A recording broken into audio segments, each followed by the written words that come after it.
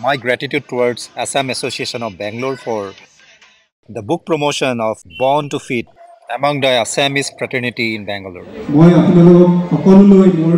আন্তৰিক বিহুৰ শুভেচ্ছা জ্ঞাপন কৰিলোঁ আৰু মই এই এছ'চিয়েশ্যনৰ প্ৰতিটো মেম্বাৰলৈ মোৰ আন্তৰিক শ্ৰদ্ধা আৰু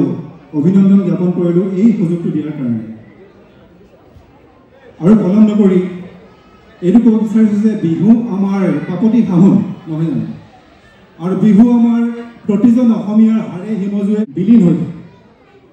কিন্তু এই বিহুৰ যিটো উদ্যমতা আমি গোটেই জীৱনটোত প্ৰতি বছৰে বছৰে আমি কেনেকৈ এই বিহুৰ উদ্যমতাটো আমি বজাই ৰাখিব পাৰোঁ নিশ্চয় পাৰোঁ এটা সুস্থ মন আৰু এটা সুস্থ শৰীৰেৰে নহয় জানো গতিকে সেইটো সম্ভৱ কৰিবলৈ আমি নিজে অৱলম্বন কৰিব লাগিব কিছুমান হেল্থি লাইফষ্টাইল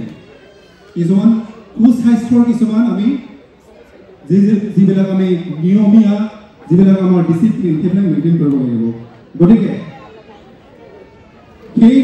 অনুপ্ৰেৰণাৰে মই এখন কিতাপ লিখিলোঁ আজি এই কিতাপখন মই লাষ্ট 2 বছৰৰ পৰা লিখি আহিছিলোঁ আৰু এই কিতাপখনৰ অনুপ্ৰেৰণা হৈছে মোৰ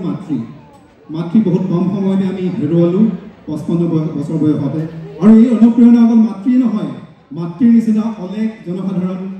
যিসকল জনসাধাৰণে নিজৰ হেল্থৰ লাইফষ্টাইল কি হয় নাজানে বা জানিও অৱলম্বন কৰিবলৈ অৱহেলা কৰে এতিয়া এইটো আমাৰ অকল মিড কেৰিয়াৰ বা আমি যিবিলাক ডাঙৰ জনসাধাৰণ আছে সেইসকলে নহয় আমাৰ নিজৰ যিজন চিলড্ৰেন আমাৰ ল'ৰা ছোৱালী সিহঁতক এই কথাটো শিকাব লাগে এতিয়া হেল্থি লাইফষ্টাইল বুলিলে এইটো নহয় যে আমি এটা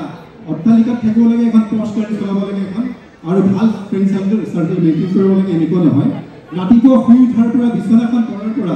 আমি ল'ৰা ছোৱালীক দুই এটা ভাল কথা শিকোৱাৰ পৰা আৰু দুই এটা ভাল বস্তু খোৱাৰ পৰা বিভিন্ন ধৰণে আমি অৱলম্বন কৰিব পাৰোঁ গতিকে এই কিতাপখন এমাজনত এভেইলেবল আৰু অসমৰ প্ৰতিখন নিউজ পেপাৰত এইখনৰ বিষয়ে আহিছে এমাজনত ৰিচেণ্টলি নম্বৰত বেষ্টছেলাৰ হৈছে মই নথৈ আনন্দিত আৰু মোৰ I am really feeling blessed to have this honour thank you so' মাছ ধন্যবাদ